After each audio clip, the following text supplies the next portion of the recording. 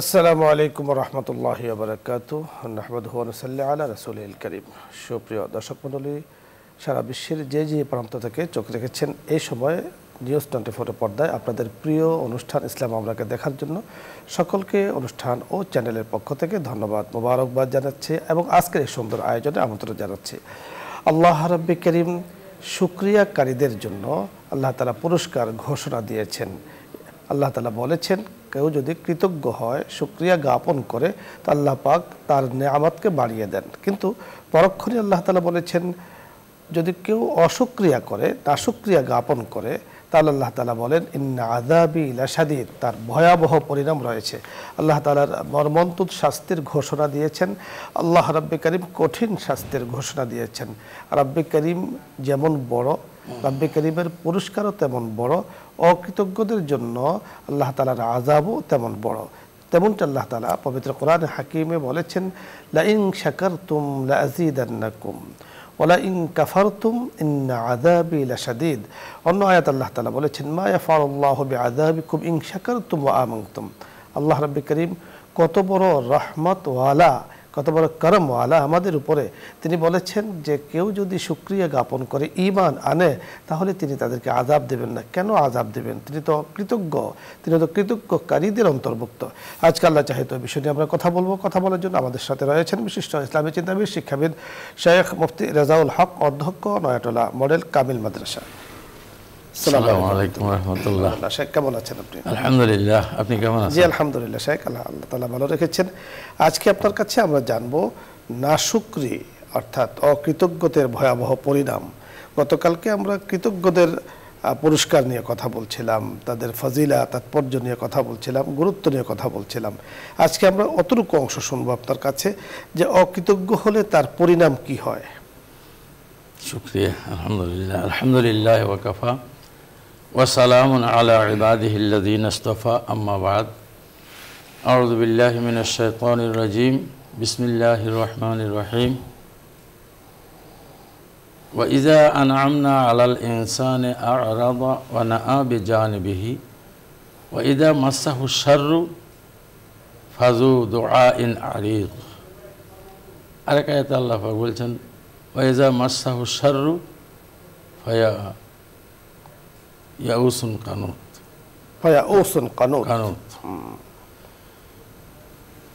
আল্লাহুম্মা সাল্লি আলা সাইয়্যিদিনা মুহাম্মাদ ওয়া আলা আলি সাইয়্যিদিনা মুহাম্মাদ ওয়া বারিক ওয়া সাল্লিম। শুকরিয়া জানাই আপনাকে। আজকের আল্লাহ পাক রব্বুল আলামিনের নিয়ামতের শুকরিয়া না করলে যে কি পরিণাম, কি শাস্তি, এ বিষয়টি নির্বাচন করার জন্য আসলে বন্দা হিসাবে আল্লাহ পাক সুবহানাহু ওয়া তাআলা আমাদের উপরে অপরিসীম নিয়ামত দান করছেন। আল্লাহ পাক সুবহানাহু ওয়া তাআলার নিয়ামত কোনো দিন আমরা গণেও শেষ করতে পারবো না। আল্লাহ যেমনটি বলেন, ওয়াইন তাউদ্দু নি'মাতাল্লাহি লা তুহসুহা, তোমরা যদি আমার নিয়ামত শুমার করো, গুনতে থাকো, তাহলে তোমরা শেষ করতে পারবে না, গুণে শেষ করতে পারবে না। এত নিয়ামত আমাদের আপাদ মস্তক আল্লাহ পাকের নিয়ামতে ভরপুর। আমাদের বাসস্থান, আমাদের ঘর বাড়ি, জায়গা জমিন, সব কিছু আল্লাহ পাকের নিয়ামত। তো আল্লাহ পাক সুবহানাহু ওয়া তাআলা চাচ্ছেন আমাদের বন্দাদেরকে এই যে নিয়ামতে ভূষিত করেছেন, তিনি নিয়ামতের শুকর আদায় করা। শুকর আদায় করার মানে হলো যথাযথভাবে এই নিয়ামতটাকে ব্যবহার করা, তথা আল্লাহ পাক সুবহানাহু ওয়া তাআলার হুকুমে এগুলোকে পরিচালিত করা। তো আল্লাহ পাক চাচ্ছেনও এটা। যদি এটা কেউ না করে, আল্লাহ রাব্বুল আলামিনের চোখ আল্লাহ পাকের একটা বড় নিয়ামত আল্লাহ পাক আমাদেরকে দান করছেন। আল্লাহ পাক বলছেন এই চোখ এই কাজে ব্যবহার করো। যদি এই কাজে এই চোখ ব্যবহার না করি, তাহলে এটা হলো আল্লাহ পাকের নিয়ামতের নাকশরকি করা। আল্লাহ পাক জিহ্বা দিয়েছেন কথা বলার জন্য, বলছে তুমি এই জিহ্বা দিয়ে সত্য কথা বলো, হক কথা বলো, আমার জিকির করো, আমার ইয়াদ করো, কোরআন তেলাওয়াত করো ইত্যাদি। যদি এই আল্লাহর হুকুম মোতাবেক এই কাজে আমরা জিহ্বাকে ব্যবহার না করি, তাহলে সেটা হবে আল্লাহ পাকের নিয়ামতের নাশকরি। এইভাবে আমাদের অঙ্গ প্রত্যঙ্গ, আমাদের ধন দৌলত, আমাদের আওলাদ পর্যন্ত, আমাদের সমস্ত কিছু, এই গোটা দুনিয়া আল্লাহ পাক সুবহানাহু ওয়া তাআলার নিয়ামত। আর এই নিয়ামত যার যার মালিকানায় যতটুকু নিয়ামত, যার যার কুদরতে যতটুকু নিয়ামত আল্লাহ পাক ভোগ করার জন্য দিয়েছেন। আল্লাহ তাবারক ওয়া তাআলা আমাদেরকে অর্ডার করছেন, হুকুম করছেন, তোমরা আমার এই নিয়ামতকে এই কাজে ব্যবহার করো, এই নিয়ামতকে এইভাবে ব্যবহার করো। রাসূলুল্লাহ সাল্লাল্লাহু আলাইহি ওয়াসাল্লামকে প্রেরণ করে আল্লাহ পাকের নিয়ামতগুলোকে কিভাবে যথাযথভাবে ব্যবহার করা যায় সেটার প্র্যাকটিক্যাল হুজুরের মাধ্যমে আমাদেরকে শিক্ষা দিয়েছেন। এখন যদি কেউ এই নিয়ামতকে যথাযথভাবে ব্যবহার না করে অপব্যবহার করে, এটার অর্থ হলো নাশকরি করা, অকৃতজ্ঞতা হওয়া, অকৃতজ্ঞ হওয়া, কৃতজ্ঞতা প্রকাশ না করা। কৃতজ্ঞতা প্রকাশ না করার কুফলগুলোর মধ্যে একটি কুফল হলো আস্তে আস্তে ধীরে ধীরে ধীরে ধীরে ধীরে ধীরে এই অকৃতজ্ঞতা তাকে কুফুরির দিকে নিয়ে যায়, যেটাকে আল্লাহ রাব্বুল আলামিনকে অস্বীকার করে বসে। যেমন কারুন নামক এক মহাসম্পদশালী, বিশাল সম্পদশালী ছিল।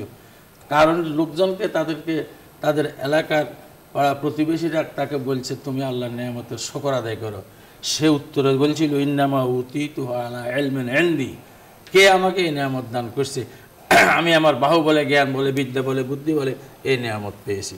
তো যাই হোক, এখন আল্লাহ পাক সুবহানাহু ওয়া তাআলার এই নিয়ামত যদি আল্লাহ পাক আমাদের যেভাবে ব্যবহার করতে বলছেন আমরা সেইভাবে শুকরিয়া আদায় করি, তাহলে আল্লাহ পাক আমাদেরকে নিয়ামত বাড়িয়ে দিবেন বলছেন।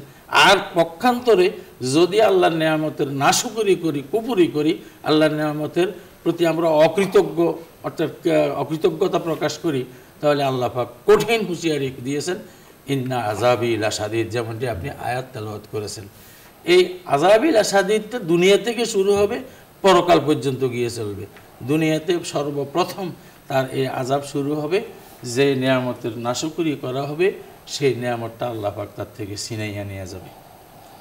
রাসূল সাল্লাল্লাহু আপনি যথার্থ বলছিলেন। দর্শক মণ্ডলী, অকৃতজ্ঞতার ভয়াবহ পরিণাম নিয়ে আমরা কথা বলছিলাম। আল্লাহ রাব্বুল কারীম আমাদেরকে জীবন দিয়েছেন, আমাদেরকে সম্পদ দিয়েছেন, আমাদেরকে সন্তান দিয়েছেন, আমাদেরকে দেশ দিয়েছেন, আমাদেরকে পরিবার দিয়েছেন, আমাদেরকে সমাজ দিয়েছেন, কথা বলার মতো শক্তি দিয়েছেন, তাকানোর মতো চোখ দিয়েছেন, চিন্তা করার মতো মেধা দিয়েছেন, বোঝার জন্য আল্লাহ তাআলা বুঝ শক্তি দিয়েছেন, হাঁটার জন্য পাও দিয়েছেন, ধরার জন্য হাত দিয়েছেন। প্রতিটাই আল্লাহ তাআলার নেয়ামত। আল্লাহ পাকের নেয়ামতের শুকরিয়া আদায় করলে আল্লাহ তাআলা সেটাকে বাড়িয়ে দেন। আর অকৃতজ্ঞ হলে আল্লাহ পাক, আমাদের শায়েখে বলেছেন যে অকৃতজ্ঞরা আস্তে আস্তে কুফরির কাছাকাছি চলে যায়, অর্থাৎ একটা পর্যায়ে ঈমান হারা হয়ে যাওয়ার ভয়াবহ একটা সম্ভাবনা থাকে। এজন্য সাবধান থাকতে হবে যে আল্লাহ পাকের প্রতিটা নেয়ামতের শুকরিয়া আদায় করা কোনোভাবেই যাতে নাশুকরি না হয়, অকৃতজ্ঞতা প্রকাশ না হয়, এদিকে খেয়াল রাখতে হবে। দ্বিতীয় বিষয় হলো হায়াত নামক মহা নেয়ামতের বরকত নষ্ট হয়ে যায়। তৃতীয় হলো রিজিক আল্লাহ তাআলা দিয়েছেন, এই রিজিকের বরকত নষ্ট হয়ে যায়। চতুর্থ হলো পরিবার আল্লাহ তাআলা দিয়েছেন, পরিবারের বরকত নষ্ট হয়ে যায়। অর্থাৎ অশান্ত জীবন ধারণ করতে হয়, শান্ত জীবন পাওয়া যায় না অকৃতজ্ঞতার জন্য। সারাক্ষণ একটি চাই, সারাক্ষণই না পাওয়ার একটা বেদনা, না পাওয়ার যন্ত্রণা তাকে তাড়িত করে, তার পেছনে মনে হয় কোনো শত্রু নেই, কিন্তু অকৃতজ্ঞ হওয়ার কারণে এই ধরনের মনে হচ্ছে যে কেউ যেন তাকে তাড়াচ্ছে, পেরেশান যুক্ত থাকে। অল্পে তুষ্টি অনেক বড় নেয়ামা, অল্পে তুষ্টি আল্লাহ পাকের মহা অনুগ্রহ। তাই চলুন আল্লাহ রাব্বুল কারীমের নেয়ামতের শুকরিয়া আদায় করি। বিশ্ববরণ্য কবি আল্লামা শেখ সাদী রহমতুল্লাহি আলাইহি বড় চমৎকার আমাদেরকে জানিয়ে দিয়েছেন, শুকরে নেয়ামত নেয়ামতাত আফজু কুনাদ, কুফরে নেয়ামত আজকাফাত বীরু কুনাদ। কোনো ব্যক্তি যদি নেয়ামতের শুকরিয়া আদায় করে তো আল্লাহ তাআলা তার নেয়ামাকে দিন দিন বাড়াতে থাকেন। আর যদি না শুকরিয়া জ্ঞাপন করে, অকৃতজ্ঞতা প্রকাশ করে, তো এই নেয়ামত তার থেকে ধীরে ধীরে চলে যায়, একটা পর্যায়ে তার হাত শূন্য হয়ে যায়, রিক্ত হস্ত হয়ে যেতে হয়। আল্লাহ রাব্বুল কারীম আমাদেরকে কথাগুলো জানার, বুঝার এবং সেই অনুযায়ী চলার তৌফিক দান করুন। আলোচ্য বিষয় নিয়ে আপনাদের যদি কোনো প্রশ্ন থাকে, কোনো কিছু জানার থাকে, অথবা মাহে রমজান খুব কাছে, লাইলাতুল বারাত খুব কাছে, কোনো মাসলা মাসাইল জানার থাকে, আপনি প্রশ্ন করুন, আমরা চেষ্টা করব কথা বলার জন্য। আসসালামু আলাইকুম ওয়া রাহমাতুল্লাহ। দর্শক নাম বলে পরিচয় দিয়ে প্রশ্ন করুন। আসসালামু আলাইকুম। ওয়া আলাইকুম আসসালাম ওয়া রাহমাতুল্লাহ। হুজুর আমার দুইটা প্রশ্ন আছে। জি বলুন। হুজুর, যে হচ্ছে পর্দা কার কার সঙ্গে পর্দা না করে দেখা যায়, কয়জন কে কে, তাই আমি জানতে চাই। আমি বুঝতে পারিনি, প্রশ্নটি আরেকবার বলুন। হুজুর, মানে পর্দা মানে না করে পর্দা না করে কার সঙ্গে দেখা করা যায়, যেমন বাবা, নিজের ভাই, নিজের জামাই, মানে আর কয়জন কে কি? ধন্যবাদ জি, আমরা বুঝতে পেরেছি। আরেকটা প্রশ্ন আছে হুজুর। বলুন। নিজের ভাই এর সঙ্গে তো দেখা করা যায়, মানে মোট কয়জন, মানে কয়জনের সঙ্গে এরকম দেখা করা যায় পর্দাবিহীন? জি, আপনার প্রশ্নগুলো আমরা বুঝতে পেরেছি, আপনি শুনতে থাকুন। আরেকটি প্রশ্ন আছে সম্ভবত, আপনি আরেকবার সুযোগ নেওয়ার চেষ্টা করুন। পর্দার যে বিধান উনি জানতে চেয়েছেন কাদের সাথে দেখা করা জায়েজ, শরীয়ত অনুমোদন দিয়েছে। আলহামদুলিল্লাহ, শরীয়তে সর্বমোট 14 ধরনের পুরুষ এর সাথে দেখা সাক্ষাৎ দেওয়া বিধান জায়েজ রাখছে। 14 ধরনের মধ্যে ঔরসজাত রক্তের সম্পর্কিত, আবার দুধের সম্পর্কিত, আবার বৈবাহিক সম্পর্কিত, পিতামাতা, পিতা, ভাই, পিতার ছেলে মানে ভাই, আবার মামা, আবার দাদা, এই জাতীয় 14 জন। ধন্যবাদ। 14 জন পুরুষের সাথে একজন নারীর দেখা করা জায়েজ, যাদেরকে বলা হয় মাহরাম। আপনি এই সম্পর্কে খুব সহজে জানতে পারবেন, যেটা আপনাকে আমরা পরামর্শ দেব। আমরা 14 জন এখন বললেও আপনার হয়তো মনে থাকবে না, এই জন্য সূরাতুন নেসার শুরুতে, অর্থাৎ একেবারে শুরুতে না, 1 পৃষ্ঠা, 2 পৃষ্ঠা, 3, 4, 5 নম্বর পৃষ্ঠা, 4 নম্বর পারার একেবারে শেষ নম্বর পৃষ্ঠার শেষ আয়াতে এ সম্পর্কে বিশদভাবে আলোচনা হয়েছে। 14 জন কাদের সাথে সেখানে ডিটেলস আলোচনা আছে, আপনি সেখান থেকে দেখে ইয়াদ করে নেবেন, মুখস্থ করে নেবেন। ধন্যবাদ। পরের দর্শক, আসসালামু আলাইকুম ওয়া রাহমাতুল্লাহ। ওয়ালাইকুম সালাম। আপনি প্রশ্ন করুন। ওয়ালাইকুম সালাম। হুজুর, আমার একটা প্রশ্ন। জি। ওই সালাতুল হাজতের নামাজ কখন পড়া যায় এবং কোন কোন সূরা? জি, ধন্যবাদ আপনাকে। সালাতুল হাজাতুন নামাজ 3 ওয়াক্ত ছাড়া, অর্থাৎ সূর্য ওঠার সময়, সূর্য মাথার উপরে হেলার সময় এবং সূর্য ডোবার সময়, এই 3 ওয়াক্ত ছাড়া সালাতুল হাজাতের নামাজ যে কোনো সময় যে কোনো সূরা দিয়ে পড়া যায়।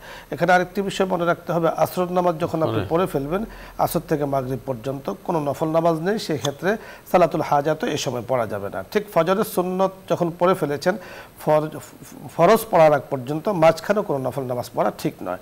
এই সময়গুলো বাদ দিয়ে বাকি সময় আপনি সালাতুল হাজাত পড়তে পারবেন কোরআনে কারীমের যে কোনো সূরা দিয়ে। পরের দর্শক, আসসালামু আলাইকুম ওয়া রাহমাতুল্লাহ।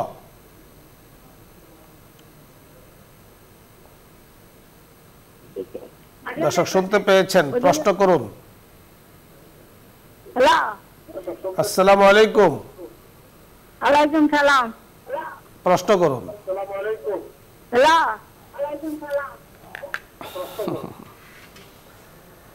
পরের দর্শক, আসসালামু আলাইকুম ওয়া রাহমাতুল্লাহ।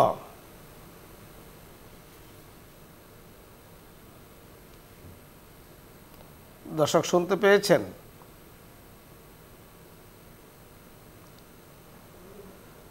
সম্ভবত আপনি নেটওয়ার্ক পাচ্ছেন না। পরের দর্শক, আসসালামু আলাইকুম ওয়া রাহমাতুল্লাহ। ওয়ালাইকুম সালাম রাহমাতুল্লাহি ওয়া বারাকাতুহু। জি, আপনি পরিচয় বলে প্রশ্ন করুন। আসসালামু আলাইকুম। জি, ওয়ালাইকুম আসসালাম। হুজুর, আমরা শুনতে পাচ্ছি, আপনি কথা বলুন। আমি সিরাজগঞ্জ থেকে বলছি, সিরাজগঞ্জ সাজাদপুর থেকে। জি, সিরাজগঞ্জ সাজাদপুর থেকে জাহাঙ্গীর সরকার। জাহাঙ্গীর সরকার। হুজুর, এই মিলাদ সম্বন্ধে আমাদের একটু দেন। মিলাদে আগে তো আমরা নতুন ঘর দরজা তুললি, মিলাদ করাচ্ছি, এখন মিলাদ বেদাত বলে এক ধরনের ওলামায়ে কেরাম। মিলাদ সম্বন্ধে জি, ধন্যবাদ। আমরা বুঝতে পেরেছি, আপনি শুনতে থাকুন। শায়েখ প্রশ্নটি বুঝতে পেরেছেন। মিলাদ নিয়ে কথা বলছেন। মিলাদ সম্পর্কে উনি জানতে চাচ্ছেন যে একসময় তো মিলাদ পড়া হতো, এখন অনেকেই বিভিন্ন ধরনের কথাবার্তা বলছেন। আসলে হাক্কানি উলামায়ে কেরাম এই সম্পর্কে কি বলেন? আসলে মিলাদ যেটা বলা হয়, শব্দের দিগত দিক থেকে রাসূল সাল্লাল্লাহু আলাইহি সাল্লামের জন্ম বৃত্তান্ত আলোচনা করা বা জন্মস্থান, যাই হোক, বা জন্মের সময়। কিন্তু আমাদের দেশে প্রচলিত যে মিলাদ, সেই মিলাদ নিয়ে ওলামায়ে কেরামের কথাবার্তা। তো এখানে কথাবার্তা যেগুলো বলা হয় এগুলো ভালোই বলা হয়, কিন্তু কিছু কিছু বিষয় আছে না বোঝার বেশ কম আছে। শায়েখ, এখানে বিষয়টি আপনি যথার্থ ধরেছেন যে শাব্দিক অর্থে মিলাদ বলা হয় যাকে, যেটা বাস্তবিক এটাই বুঝায়। মিলাদ বললে যেটা বাস্তবিক যাকে বুঝায় সেটা করাটা প্রশংসনীয়। যেমনটা আপনি বলেছেন যে রাসূলের জন্ম বৃত্তান্ত নিয়ে, সিরাতুন নবী নিয়ে পর্যালোচনা করা, তো রাসূলের জন্মের বরাকা নিয়ে কথাবার্তা বলা, এটা তো নিঃসন্দেহে প্রশংসনীয়। বাট এরপরে মিলাদ পড়া, আসলে মিলাদ তো পড়ার জিনিস নয়, এটা বলার জিনিস, জানার জিনিস, বোঝার জিনিস, আমল জিনিস, বাস্তবায়নের জিনিস।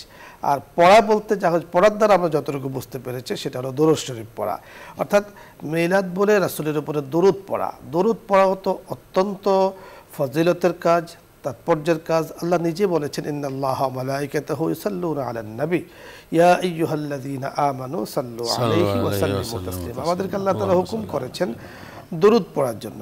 তাহলে এখানে তো আমাদের ঐচ্ছিক কোনো কিছু নেই, বাট এখন কাইফিয়ত কি হবে, দুরূদ পড়ার কাইফিয়ত কি হবে? আল্লাহ রাসূল সাল্লাল্লাহু আলাইহি সাল্লামের উপরে আমরা দুরূদ যেই কোনো অবস্থায় পড়তে পারি, একটার সাথে সীমাবদ্ধ করা যে এইভাবে দুরূদ পড়লেই হবে, অন্য বললে হবে না, এটা কিন্তু একটা জায়গাতে সীমাবদ্ধ করা হয়ে যায়। রাসূলকে আমরা তো সবসময় সর্ব অবস্থায় মহব্বত করি। আপনি দুরূদ পড়ুন, নামাজে আপনি দুরূদ ইব্রাহিম আমরা পড়ি, বসে পড়ি, তাহলে আপনি যখন নরমাল অবস্থা থাকবেন, নামাজ ছাড়া থাকবেন, বসেও পড়তে পারেন। আপনি দাঁড়িয়ে আছেন, মনে চাচ্ছে যে রাসূলের উপরে একটু দুরূদ পড়বেন, তা দুরূদ আপনি পড়তে পারেন। আপনি হাঁটাচলা করছেন, এখন আপনার মনে চাচ্ছে যে একটু দুরূদ পড়বেন, পড়ার কোনো সমস্যা নেই। ধন্যবাদ। পরের দর্শক, জি আসসালামু আলাইকুম ওয়া রাহমাতুল্লাহ। ওয়ালাইকুম আসসালাম ওয়া রাহমাতুল্লাহ। জি ওয়ালাইকুম আসসালাম। আপনি প্রশ্ন করুন। আমার প্রশ্ন হচ্ছে যে গোপনীয় প্রশ্ন, তো শোনা যাচ্ছে না আপনার কথাগুলো, জোরে বলতে হবে। শোনা যায় না? বলুন, প্রশ্ন করুন। জি আপনাকে ধন্যবাদ, জাযাকাল্লাহ। পরের দর্শক, আসসালামু আলাইকুম। হুজুর আসসালামু আলাইকুম। ওয়ালাইকুম আসসালাম। হুজুর টিভির ভলিউম কমিয়ে কথা বলুন। সাল্লাল্লাহু আলাইহি ওয়াসাল্লামের জন্য লা ইলাহা ইল্লাল্লাহ দুরূদ শরীফ আর কিছু পড়া একটু বলবেন। নবীজির জন্য লা ইলাহা ইল্লাল্লাহ দুরূদ শরীফ আর কি পড়া যায় একটু বলুন। নবীজির জন্য ধন্যবাদ আপনাকে। আমরা কথা বলছি, আপনি শুনতে থাকুন। জি, বুঝতে পেরেছেন। দুরূদ শরীফ নবীজির জন্য লা ইলাহা ইল্লাল্লাহ এবং দুরূদ শরীফ পড়া ছাড়া আর কি পড়তে পারি, কি পড়ার বিষয় আছে? নবীজির খেদমতে প্রেরণ করাই তো দুরূদ শরীফ। সবচাইতে বড় কাজ হলো এটা। লা ইলাহা ইল্লাল্লাহ, লা ইলাহা ইল্লাল্লাহ আল্লাহ পাকের জিকির, এটাও নেকের কাজ, অনেক নেকের কাজ। আপনাকে আমরা যদি রাসূলের খোঁজ খবরগুলো শোনাই, আপনার কাছে ভালো লাগবে যে সারা দুনিয়াকে এক পাল্লায় রাখা হলে লা ইলাহা ইল্লাল্লাহু মুহাম্মাদুর রাসূলুল্লাহ, এই কালিমায়ে তাওহীদকে এক পাল্লায় রাখা হলে তাওহীদের পাল্লা অনেক অনেক বেশি ভারী হবে। তাহলে দুনিয়ার থেকেও অনেক বেশি মূল্যবান হলো কালিমা লা ইলাহা ইল্লাল্লাহ মুহাম্মাদুর রাসূলুল্লাহ সাল্লাল্লাহু আলাইহি সাল্লাম। আপনি নবীজিকে মহব্বত করেন, নিঃসন্দেহে আপনাকে আমরা ধন্যবাদ জানাবো। আপনার জন্য আল্লাহ তাআলার কাছে দোয়া। তবে এই মহব্বতের বিষয়টি আমলের মাধ্যমে বাস্তবায়ন করতে হবে। নবীজি কি রেখে গিয়েছেন রাসূল নিজেই বলে দিয়েছেন আমাদের কি করণীয়। তারাকতু ফীকুম আমরাইন, রাসূল বলেছেন আমি চলে যাব, স্থানান্তরিত হবেন। হায়াতুন নবী রওজা মুবারাকে শায়িত আছেন। লান তাদিল্লু মা তামাসসাকতুম বিহিমা কিতাবাল্লাহি ওয়া সুন্নাতা রাসূলি, এই দুটো বিষয়কে যখন তোমরা আঁকড়িয়ে ধরে রাখবে কখনো গোমরা হবে না। একটা হলো সুন্নতে রাসূল, এক নম্বর হলো পবিত্র কোরআন, দুই নম্বর হলো সুন্নতে রাসূল। তাহলে কোরআন পড়া, কোরআন বোঝা, কোরআন অনুযায়ী জীবন পরিচালনা করা, রাসূলের হাদিসগুলো পড়া, হাদিস বোঝা, হাদিস অনুযায়ী সুন্নাহ অনুযায়ী জীবন পরিচালনা করা, খাবারের সুন্নত, বলার সুন্নত, চলার সুন্নত, সকল কিছুর মধ্যে নবীজির সুন্নাহ রয়েছে। এই সুন্নাহ অনুযায়ী জীবন পরিচালনা করা। এবং রাসূল নিজেও বলেছেন, আল্লাহ তাআলা পবিত্র কোরআনে বলেছেন দরুদ শরীফ পড়া। আপনি আমলগুলো ইনশাআল্লাহ বাড়িয়ে দিবেন। শাহেখ ধন্যবাদ আপনাকে। দর্শক মণ্ডলী, আপনাদের সকলকে ধন্যবাদ জানাচ্ছি। আল্লাহ তাআলা আমাদের সকলকে সাআদাতুদ দারাইন অর্থাৎ ইহ পরজগতে সৌভাগ্যবান বানান, আল্লাহ তাআলার কাছে এই কামনা করে আজকের মতো বিদায় নিচ্ছি। আসসালামু আলাইকুম ওয়া রাহমাতুল্লাহি ওয়া বারাকাতুহু। দোয়া হবে, দরুদ ইস্তিগফার পাঠ করি। اللهم صل على سيدنا ونبينا وشفيعنا وحبيبنا ومولانا محمد صلى الله عليه وعلى آله وأصحابه وبارك وسلم. أستغفر الله ربي من كل ذنب وأتوب إليه. لا حول ولا قوة إلا بالله العلي العظيم. الحمد لله رب العالمين. الحمد لمن قدر خيرا وخبالا، والشكر لمن سور حسنا وجمالا. لا جد ولا ند ولا حد لمولى، الآن كما كان ولم يلق زوالا. اے الہ العالمین، اے بے نیاز، دین و دنیا میں ہمارے کار ساز. گناہگار ہم گناہگار ہم گناہگار، تو ہے قادر جلیل اللہ نگہدار. یا کریم یا رحیم، আমরা গুনাহগার বান্দারা, ওগো করিম, বড় আশা করে ভরসা করে আপনার শাহী দরবারে হাত তুলে আছি। মাওলাই করিম, ইয়া আল্লাহ, আপনার কাছে চাই আমাদেরকে কলবে মুতাহহার আপনি দান করেন, পবিত্র অন্তর দান করেন, পবিত্র বডি দান করেন, পবিত্র জীবন দান করেন, পবিত্র পরিবার দান করেন। ইয়া আল্লাহ, আমাদের সকল কিছুকে আপনি পবিত্রতা দ্বারা আপনি মরিয়ে দেন। ইয়া আল্লাহ, পবিত্রতার সাথে আমাদেরকে থাকার রাখার ব্যবস্থা করে দেন। ইয়া আল্লাহ, কুফর, শিরিক, বেদাত, কুসংস্কার থেকে আমাদের সকলকে আপনি হেফাজত করেন। ইয়া আল্লাহ, আপনার মর্জি মোতাবেক চলার তৌফিক দান করেন। আপনার নামর্জিয়াত থেকে আমাদের সকলকে হেফাজত করেন। ওগো করিম, আপনার শুকর গুজার বান্দা হতে চাই। মাওলাই করিম, শয়তানের ওয়াসওয়াসায় পড়ে অনেক সময় আমরা মাওলাই করিম গুনাহে যুক্ত হয়ে যাই, না শুকরিয়াতে আমরা পড়ে যাই। মেহেরবানি করে আমাদের সকলকে আপনি হেফাজত করেন। মাওলাই করিম, আপনার রহমত দ্বারা ভরপুর করে দেন। যেই অনুষ্ঠানে বসে আপনার শাহী দরবারে হাত তুলেছে, ইসলাম আমরা এই প্রোগ্রামকে আপনি কবুল করে নেন। যুগ যুগ ধরে মানুষ যেন এর দ্বারা উপকৃত হতে পারেন, সেই তৌফিক আপনি দান করেন। সেইভাবে আপনি কবুল মঞ্জুর করে নেন। যাদের কল্যাণে, যাদের আয়োজনে বসুন্ধরা পরিবার চেয়ারম্যান মহোদয়, মাওলাই করিম, পরিবারের সদস্য যারা আছেন, আমরা যারা আছি, তামাম জাহানের উম্মতে মুসলিমার সদস্য যারা আছেন, মেহেরবানি করে সকলের জন্য দুনিয়া এবং পরকালে ইয়া আল্লাহ কল্যাণের ফয়সালা করে দেন। সব ধরনের খুরাফাত থেকে হেফাজত করেন। মাওলাই করিম, বরকতময় জীবন আমরা চাই, বরকতময় হায়াত আমরা চাই, বরকতময় পরিবার আমরা চাই, বরকতময় দেশ আমরা চাই। মেহেরবানি করে আমাদের জন্য সেই ফয়সালা আপনি করে দেন। আল্লাহ, আপনি দিতে পছন্দ করেন, না চাইলে নারাজ হয়ে যান। মেহেরবানি করে আপনার হাবিব যা চেয়েছেন আমরাও চাই, আমাদের জন্য সে ফয়সালা করে দেন। যার থেকে ফানা চেয়েছেন আমরাও চাই, মেহেরবানি করে আমাদের সকলকে হেফাজত করেন। কালিমায়ে তাওহীদ, ইয়া আল্লাহ, যে সময় চলে যাব দুনিয়ার জগৎ থেকে চিরবিদায় হয়ে চলে যাব, আমাদের জবানে এইভাবে কালিমায়ে তাওহীদ চালু করে দিয়েন, লা ইলাহা ইল্লাল্লাহু মুহাম্মাদুর রাসূলুল্লাহ।